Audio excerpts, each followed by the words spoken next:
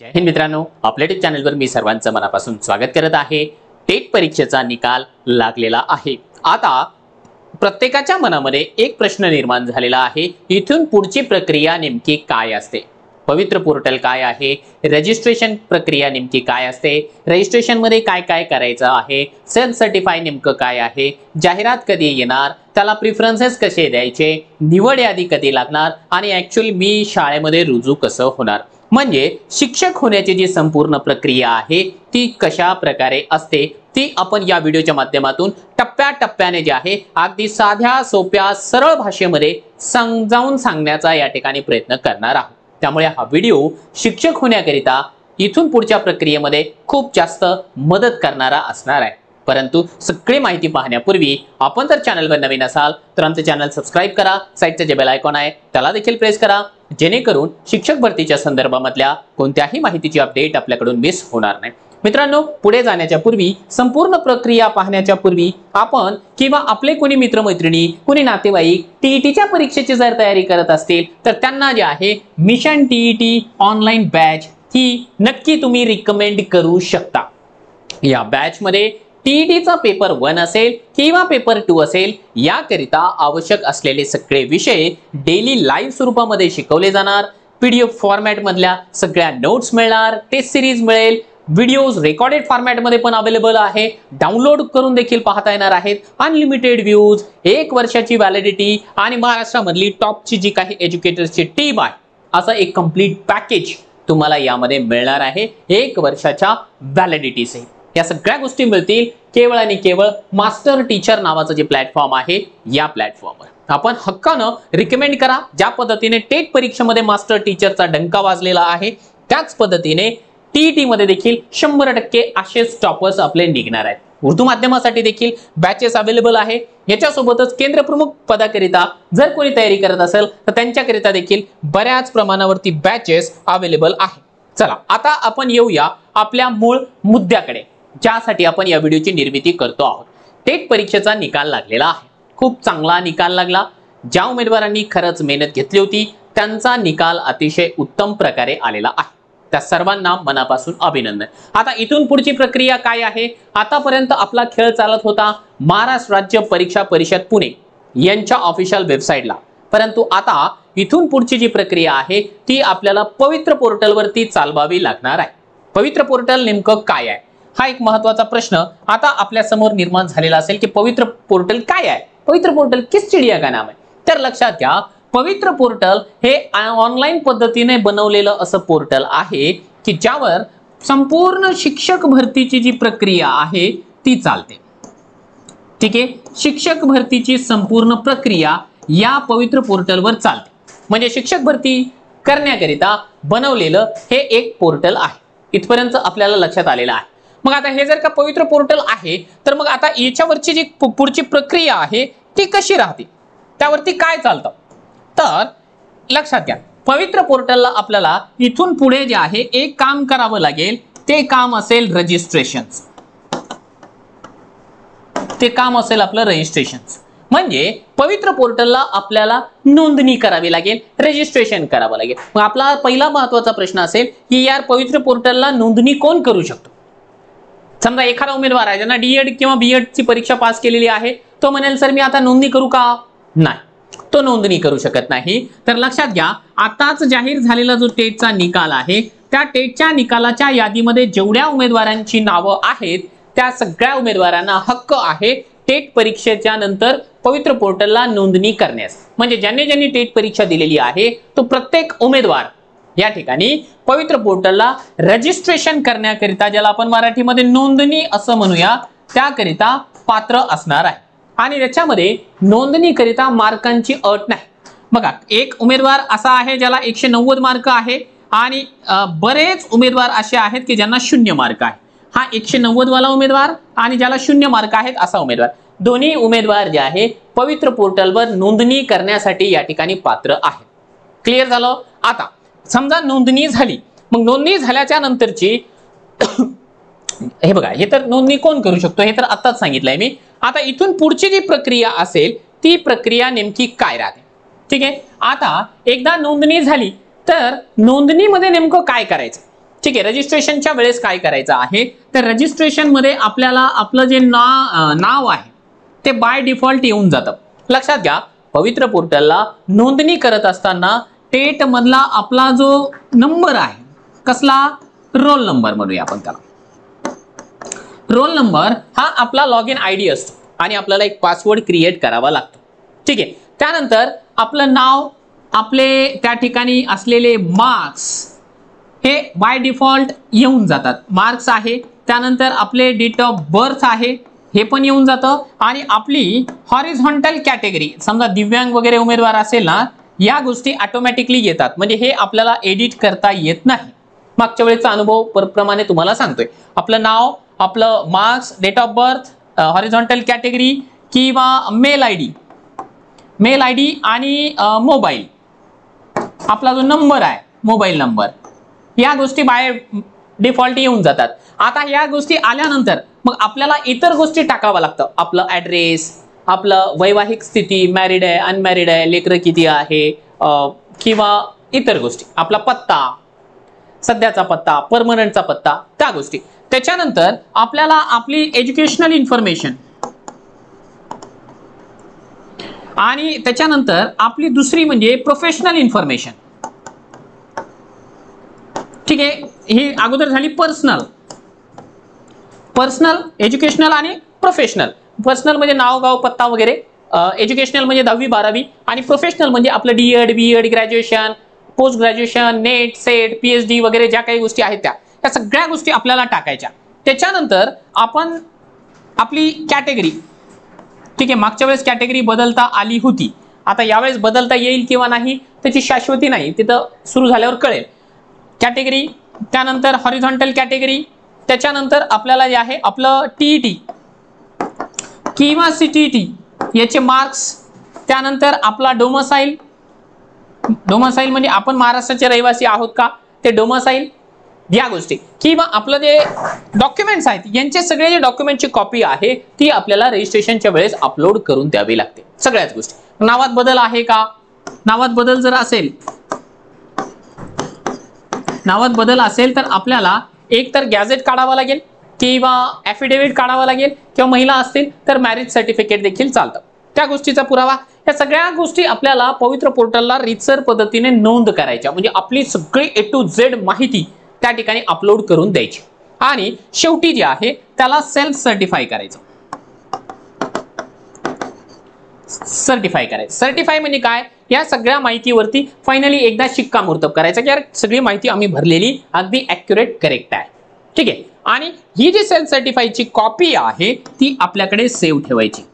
ठीक आहे, सेव्ह ठेवायची. आता सेव्ह ठेवण्यामागचं कारण हे आहे की आपण पोर्टलला काय काय माहिती दिलेली आहे ती सगळी माहिती आपल्याला त्या कॉपीमधून कळते, कारण आपली निवड त्या गोष्टींवरून होते. मग त्याच्यामध्ये ना महत्वाचं काय ठरतं की आपलं माध्यम कोणतं आहे, त्याच्यानंतर 10th मार्क, 12th मार्क्स, ग्रॅज्युएशनचे मार्क्स, ग्रॅज्युएशनचा सब्जेक्ट अतिशय महत्वाचा, कारण आपली जी निवड आहे 6वी ते 12वीला ग्रॅज्युएशनच्या सब्जेक्ट वरून होते, त्यामुळे तो सब्जेक्ट, बीएड, डीएड यांना पडलेले मार्क्स, या सगळ्या गोष्टी आपल्याला अपलोड करायच्या नोंदणीमध्ये. ही झाली नोंदणी.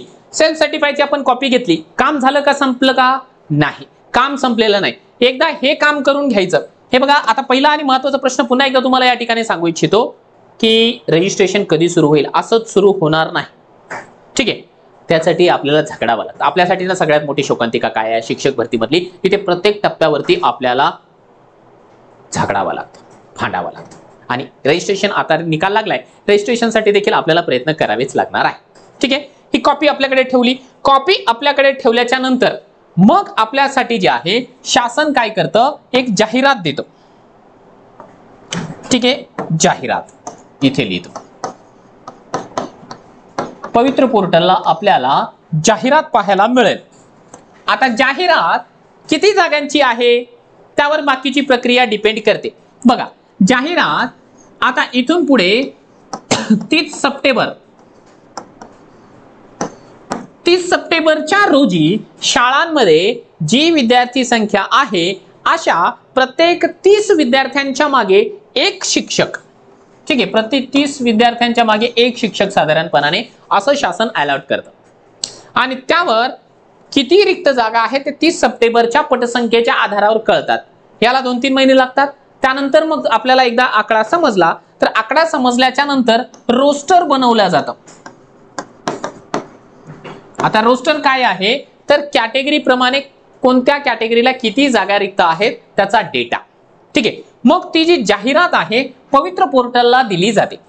पवित्र पोर्टलला जाहिरात आली तर मग त्याला आपल्याला जे आहे प्रिफरन्सेस द्यावे लागतात. प्रिफरन्सेस द्यावे लागतात. आता प्रिफरन्सेस काय भानगड आहे तर समजा असं आपण गृहीत धरूया किंवा 10,000 जागांची जाहिरात आलेली आहे. मग या 10,000 जागांची जाहिरात महाराष्ट्रामधल्या 36 जिल्ह्यांमध्ये जे काही जिल्हा परिषद आहेत, नपा आहेत किंवा मनपा आहेत, त्याच्यासोबतच ज्या प्रायव्हेट सोसायटीज आहेत, या सगळ्यांच्या मिळून आलेल्या आहेत ना 36 मध्ये. मग आता याच्यापैकी आपल्याला कुठे काम करायची इच्छा आहे मग ते आपली चॉईस विचारल्या जातं. प्रिफरन्सेसला ना असं आपण चॉईस जरी म्हटलं तरी देखील चालतं. ठीक, याला चॉईस म्हणजे समजा आता कुठं, आता बघा आणखी एक गोष्ट तुम्हाला या ठिकाणी सांगतो. समजा महाराष्ट्रभरामध्ये 10,000 जागांची वॅकन्सी आली, त्या सगळ्या जागांसाठी मी पात्र असेल का? नाही. माझं क्वालिफिकेशन मी सेल्फ सर्टिफाईच्या कॉपीमध्ये जे काही टाकलेलं आहे त्या क्वालिफिकेशन प्रमाणे मी कोणत्या जागांसाठी पात्र आहे, कोणत्या वर्गासाठी पात्र आहे. समजा उदाहरण म्हणून सांगतो की मी एक उर्दू माध्यमाचा उमेदवार आहे. ठीक आहे, उर्दू माध्यमाचा. त्यामध्ये मी फक्त समजा 1 ते 5 वर्गाला पात्र आहे. माझी कॅटेगरी EWSच आहे. तर मला काय केला जाईल माहिती का, या 10,000 जागांपैकी या क्रायटेरियामध्ये मोडणाऱ्या जेवढ्या जागा आहेत, उर्दू माध्यम 1 ते 5 वर्ग EWS कॅटेगरी, तेवढ्या जर जागा समजा या 10,000 पैकी 100च असतील तर मी फक्त आणि फक्त या 100 जागांसाठी पात्र आहे, 10,000 जागांसाठी पात्र नाही. मग 100 जागांसाठी पात्र आहे ना, जाहिरातीमध्ये मला 100च जागा चॉईस करायला सांगणार, ते एक्स्ट्रा जागा दाखवणार नाही. मग या 100 जागापैकी मी ज्या जिल्ह्यामध्ये जागा आहेत त्या जिल्ह्याला नंबर देणार. समजा मी परभणीचा आहे म्हणून मला जे आहे परभणी मी 1 नंबरला देणार. समजा 2 नंबरला जालना आहे तर मग मी इथे जालना देणार. समजा मला 3 नंबरला इकडे आपलं नांदेडला काम करायचं आहे तर मी काय करेन, नांदेड असं 3 नंबरला देत याला प्रिफरन्सेस दे. काय होईल, माझी निवड होत असताना माझ्या मार्कांप्रमाणे मला माझं मेरिट जर परभणीला बसलं तर परभणीला निवड होईल, माझं मेरिट जर जालन्याला झालं तर जालन्याला होईल, नांदेडला झालं तर नांदेडला होईल, प्रेफरन्सेस प्रमाणे. समजा जर मार्कच फार कमी असतील तर मग माझं सिलेक्शन कुठेच होणार नाही. आणि लक्षात घ्या, जी निवड आहे केवळ आणि केवळ टेट परीक्षेमध्ये जे काही मार्क्स आहेत त्या मार्कांच्या बळावरच होणार, त्याच्याशिवाय होणार नाही. बाकी डीएडला किती मार्क, 10वीला 12वीला ग्रॅज्युएशनला याचे मार्क गृहीत धरले जात नाही. केवळ आणि केवळ टेट परीक्षेमध्ये जेवढे मार्क्स आपल्याला मिळाले त्या मार्कांच्या बेसिसवर निवड आपली होणार आहे. लक्षात घ्या. ठीक आहे, हे प्रिफरन्सेसचा कार्यक्रम झाला. आता प्रिफरन्सेस झाले, आपण चॉईस दिला. चॉईस दिल्याच्या नंतर त्याच्यावरती देखील आपण जसं सेल्फ सर्टिफाय केलं होतं ना, त्याला लॉक करावं लागतं. लॉक करणे म्हणजे जे प्रिफरन्सेस आपण नोंदवले त्याच्यावरती शिक्कामोर्तब करणे. आपण त्याच्यावर शिक्कामोर्तब केलं, लॉक प्रिफरन्स करून टाकला. लॉक प्रिफरन्सेस केल्याच्या नंतर मगची जी पुढची जी प्रक्रिया असते ती प्रक्रिया होणार आहे निवड यादीची.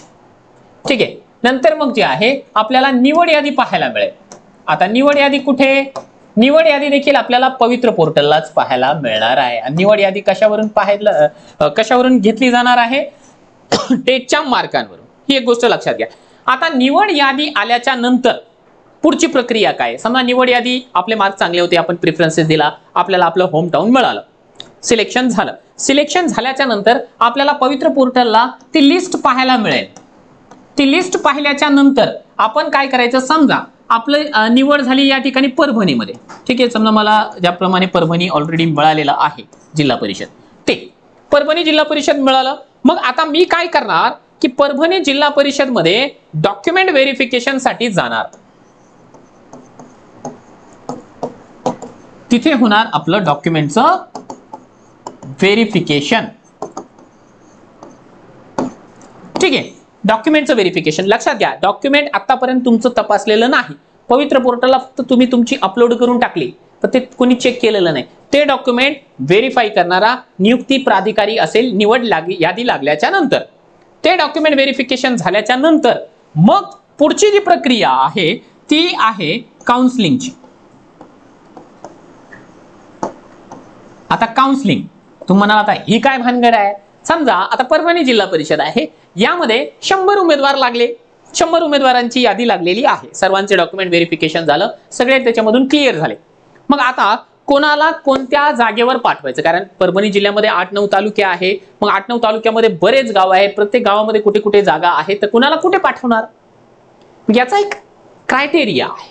त्या क्रायटेरियाला या ठिकाणी जे आहे काउन्सिलिंग असं आपण म्हणतो. काउन्सिलिंग मध्ये काय होतं, टेट परीक्षेमध्ये ज्याप्रमाणे मार्क आहेत त्याप्रमाणे 1, 2, 3, 4, 5, 6 अशी रँक लावली जाते उमेदवारांची डॉक्युमेंट व्हेरिफायच्या नंतर. या रँक मधून मग यांना चॉईस करता येतो की ठीक आहे, परभणी जिल्ह्यामध्ये या तालुक्यामध्ये या गावाला मला जायचं आहे, मग हा आपली शाळा निवडण्याचं काम करतो. यामध्ये ना एक शासन निर्णय आहे. इथे सर्वात पहिल्यांदा जे दिव्यांग उमेदवार असतात त्यांचा नंबर असतो की त्यांना पहिल्यांदा शाळा निवडायचा चान्स दिला जातो. त्यानंतर महिला उमेदवार सगळ्या असतात मेरिट प्रमाणे महिला, आणि त्यानंतर मग इतर उमेदवारांना शाळा निवडण्याचा चान्स दिला जातो. हा जनरली क्रायटेरिया आहे. मग शाळा निवडली, शाळा निवडल्याच्या नंतर तुमच्या हातामध्ये जॉईनिंग लेटर दिल्या जातं. जॉईनिंग लेटर मग झालं का काम? नाही, अजूनही काम झालेलं नाही. हे जॉईनिंग लेटर आपल्याला आपल्या हातामध्ये घ्यायचं आणि जॉईनिंग लेटर घेतल्याच्या नंतर आपले सिलेक्शन ज्या शाळेवर झालेलं आहे त्या शाळेच्या मुख्याध्यापक, त्या शाळेच्या मुख्याध्यापकांकडे जायचं, त्यांना ते दाखवायचं, त्यांना डॉक्युमेंट दाखवायचे आणि त्यांच्याकडून घ्यायचा रुजू अहवाल. ठीक आहे, रुजू अहवाल. हा रुजू अहवाल घेतला की मग लगेच जे आहे तो हेडमास्टर आपल्याला निवडलेल्या शाळेमधल्या कोणत्या तरी एका वर्गावरती शिकवायला पाठवणार आणि त्यानंतर मग आपण शाल, तुरे, हार, पेढे या सगळ्या गोष्टी वाटप करायला सुरुवात करायचं. आणि फायनली हा रुजू अहवाल आपल्या हातामध्ये आल्याच्या नंतर आपलं ते जे स्वप्न असतं ते साकार होतं की ज्यासाठी आपण असं म्हणतो ना, याचसाठी केला होता अट्टहास. ते आपलं ड्रीम, आपल्या आई वडिलांचं ड्रीम, आपल्या फॅमिलीचं, आपल्या नातेवाईकांचं, आपल्या मित्रमंडळींचं, सर्वांचं ड्रीम या ठिकाणी जाऊन कुठेतरी कंप्लीट होतं. तर ही संपूर्ण प्रक्रिया आपल्याला या ठिकाणी पार पाडायची आहे. आणि लक्षात घ्या, हा जो प्लॅटफॉर्म आपण युट्यूबचा बनवलेला आहे ना, तो हे जेवढे काही टप्पे आहेत ना, ते प्रत्येक टप्प्यावरती हा माणूस तुमच्यासोबत कायमस्वरूपी आहे, लढण्यासाठी, इन्फॉर्मेशन देण्यासाठी, गायडन्स करण्यासाठी, प्रत्येक गोष्ट करण्यासाठी, सरकारसोबत गरज पडली लढण्यासाठी, भांडण्यासाठी. संपूर्ण प्रक्रिया आहे. मला असं वाटतं की मी बऱ्यापैकी एक्सप्लेन केलेलं आहे, मला जेवढं समजलं तेवढं. आणखीन एखादा जर पॉईंट वगैरे सुटला असेल तर कदाचित मला कल्पना नाही, मी एखाद्या व्हिडिओमध्ये ते सांगण्याचा प्रयत्न देखील करेन. म्हणजेच काय आहे तर बऱ्यापैकी इन्फॉर्मेशन आपल्याला आता या व्हिडिओच्या माध्यमातून मिळालेली आहे. शिक्षक होण्याची संपूर्ण प्रक्रिया. आता ही संपूर्ण प्रक्रिया तुम्हाला आवडली असेल तर निश्चितपणाने व्हिडिओला लाईक करा आणि टेट दिलेल्या प्रत्येक उमेदवारापर्यंत याला शेअर करायला विसरू नका, कारण हा व्हिडिओ अतिशय जास्त महत्त्वाचा आहे. सोप्या भाषेमध्ये मी संपूर्ण प्रक्रिया तुमच्यापर्यंत पोहोचवण्याचा प्रयत्न केलेला आहे. पुन्हा भेटूया आपण पुढच्या व्हिडिओमध्ये. तोपर्यंत जय हिंद, जय महाराष्ट्र.